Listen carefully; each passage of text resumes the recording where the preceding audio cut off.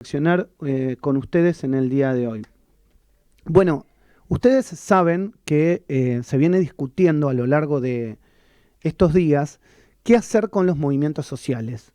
Es decir, se dio la discusión de por qué los movimientos sociales le cobraban cierto porcentaje a los afiliados, si querés, entre comillas. Se hablaba de un 2%, y los movimientos sociales de alguna manera se defienden diciendo que ante la ausencia del Estado, sobre todo en lo que fue la pandemia, con ese 2% se mantienen los comedores y se da contención social a una masa que está justamente sin la asistencia y la ayuda del Estado. Y es por esto en estos días que la propia vicepresidenta de la Nación, algunos dicen la presidenta en ejercicio de la Nación, quien trajo a Alberto Fernández, dijo en la CTA, en la Central de Trabajadores Argentinos, que había que rever el sistema. Y algunos se preguntan, ante la ausencia del Estado y el corrimiento del Estado en la asistencia directa, ¿qué hubiese pasado si no hubiesen existido los movimientos sociales? Para dar esta contención, a ver, recordemos algo que parece sonso, pero no lo es. En la pandemia nos dijeron de un día para otro, todo el mundo adentro, nadie sale de su casa.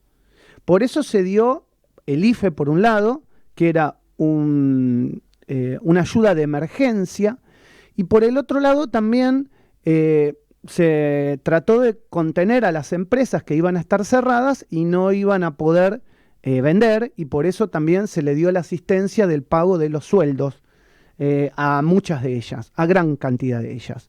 Ahora, la pandemia duró más de los 2 IFES que se dieron en un primer momento y se prolongó en el tiempo.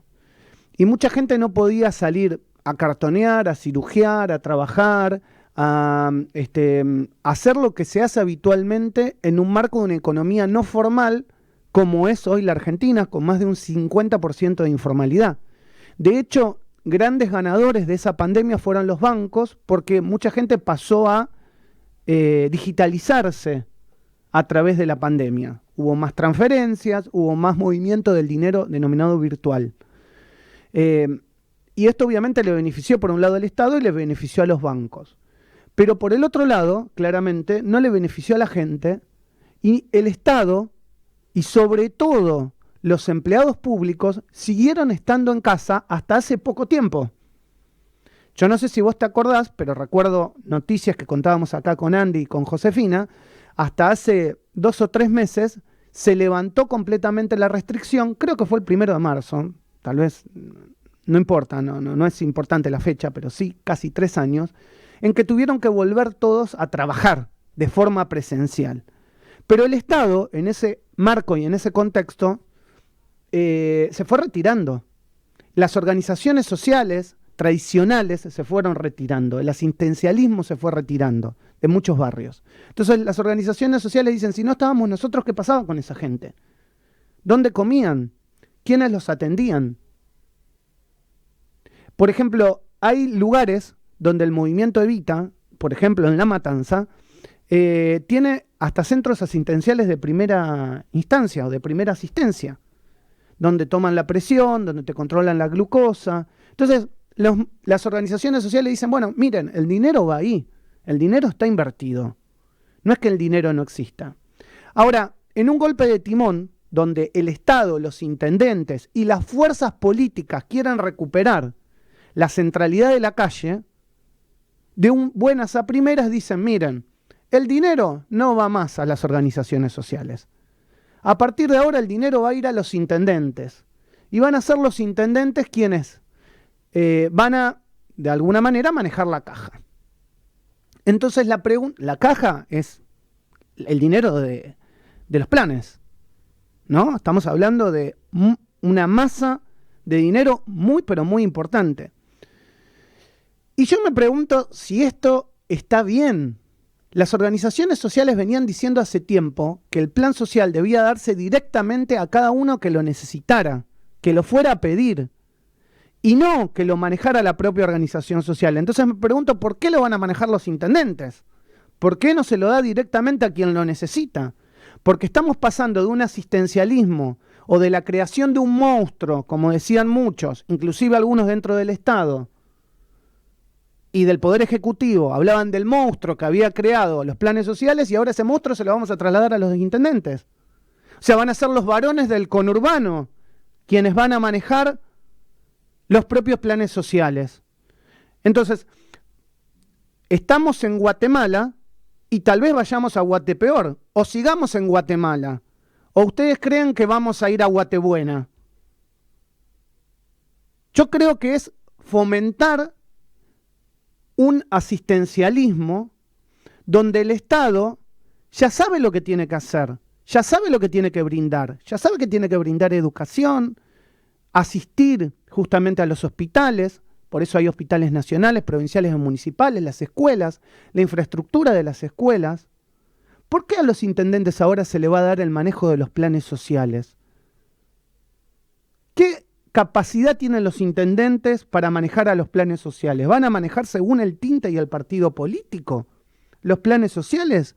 ¿Quiénes van a auditar a los intendentes en ese manejo de los planes sociales y que ese dinero realmente vaya a la gente por la necesidad y no vaya a alguna otra necesidad oscura del municipio? Si querés le saco la palabra oscura para no dudar de todo el mundo, pero que no vaya a otra cosa.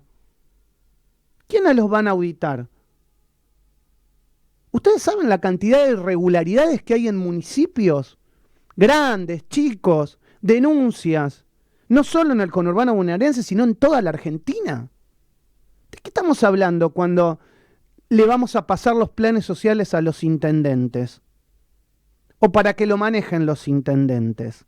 ¿No sería mejor que el plan social directamente vaya a cada uno con el número de DNI, con una tarjeta, que lo pueda cobrar justamente en este banco, en estos bancos, hablando de la virtualidad y de lo que nos ha pasado en la pandemia?